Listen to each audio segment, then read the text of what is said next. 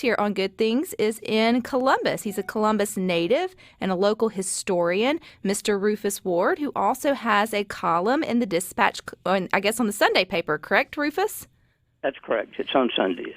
And these last two... the local history. Yeah, in the last two Sundays, you have sort of focused on Halloween and some of the spookier stories connected there in Columbus. So let's start with your one. I guess it came out on the 11th, the tradition behind Halloween. What did you learn about why Americans or Mississippians celebrate Halloween? I learned that really it started off as a Christian celebration. It was called All Hallows Eve or Holy Evening, because the next day would be All Saints' Day.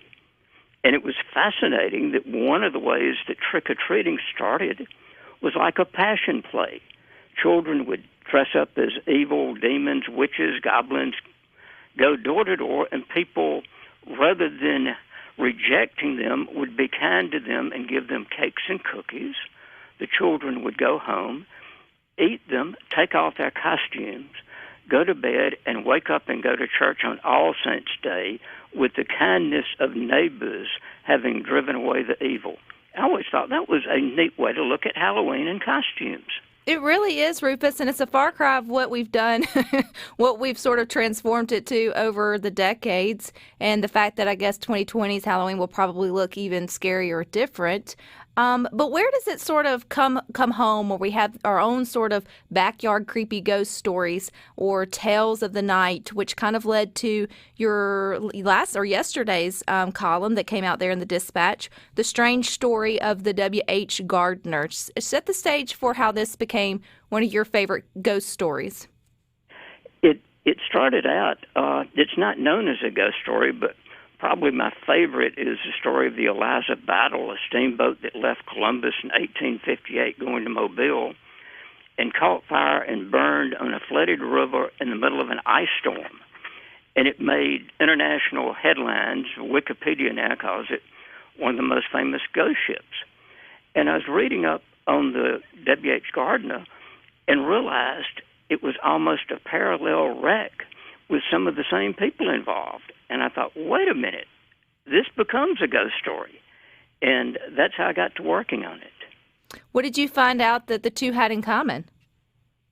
Well, both boats caught fire and burned on March 1st.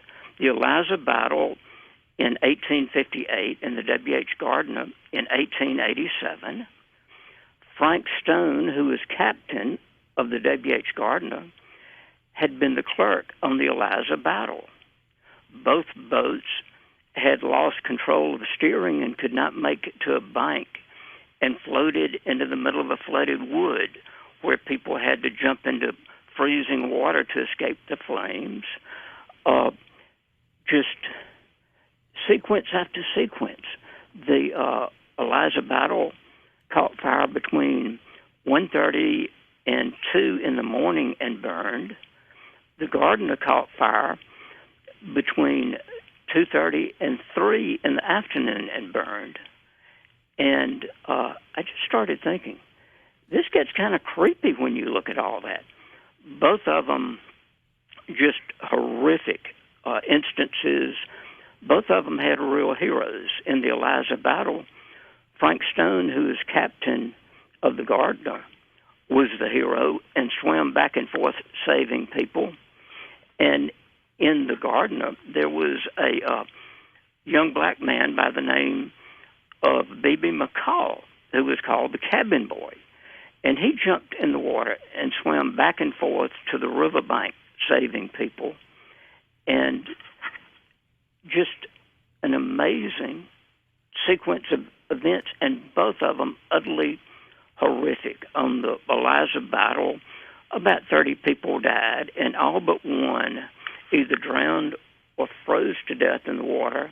And on the Gardner, 22 died, and all but 2 drowned or died from hypothermia.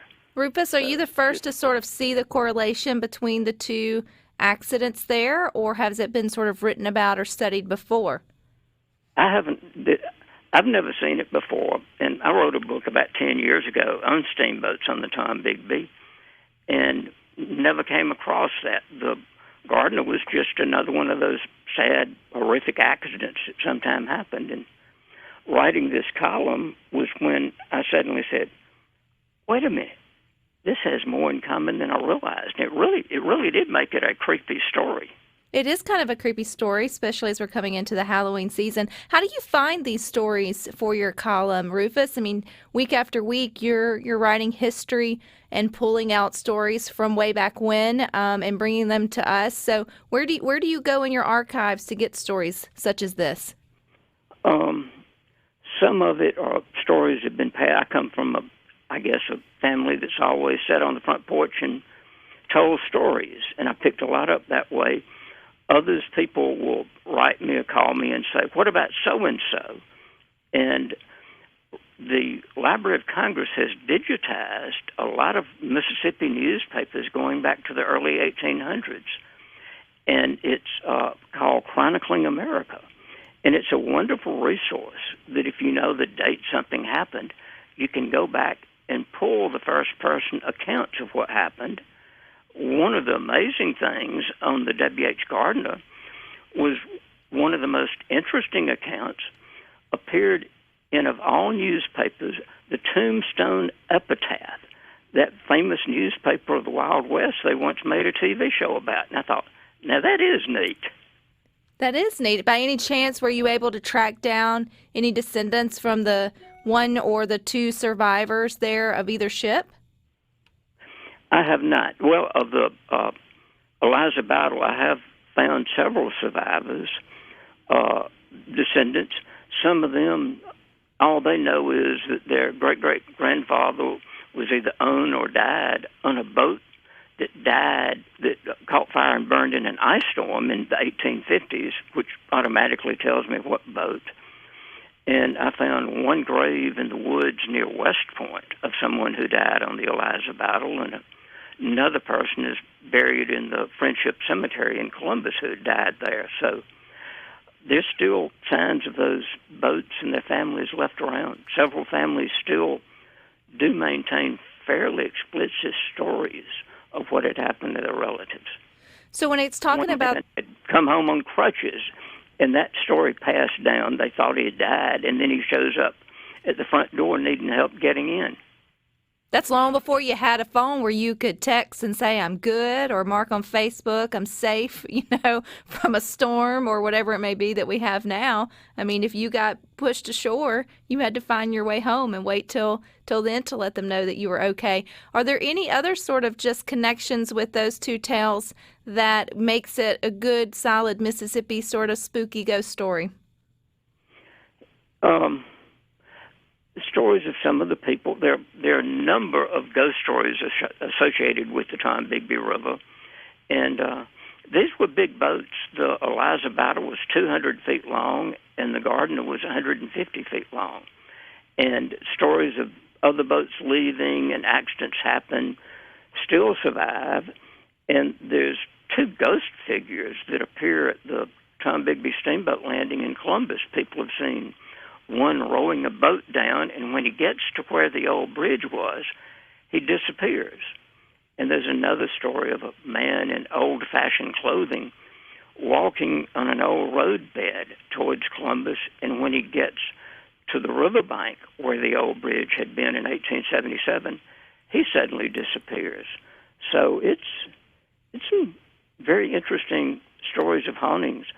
Those two, I have no idea what they were, but the Gardner and the Eliza battle made headlines all over the world. I even found the story of the Eliza battle in a Wellington, New Zealand newspaper in 1858. It took it 4 months for the story to reach from the U.S. to New Zealand. Well, Rufus, you've got one more weekend before Halloween. Do you have another spooky headline for us to look forward to coming up on Sunday? There are a couple of them. I haven't decided which one I'm going to do. There's a story called The Ghost of Black Creek, which were two of Andrew Jackson's soldiers building the military road who died on a flooded creek in 1817 and haunted. I'll probably end up doing that one. I did it about 5 years ago, but it's such a good story, I like to rerun it sometimes. Well, Rufus, remind us where we can find you online if we want to read more about what you're writing. The Columbus newspaper is online at C, the letter C, for Commercial Dispatch, cdispatch.com, and you can go over to opinions, and then my stories appear there. All righty, stick with us. We've got more good things coming up next.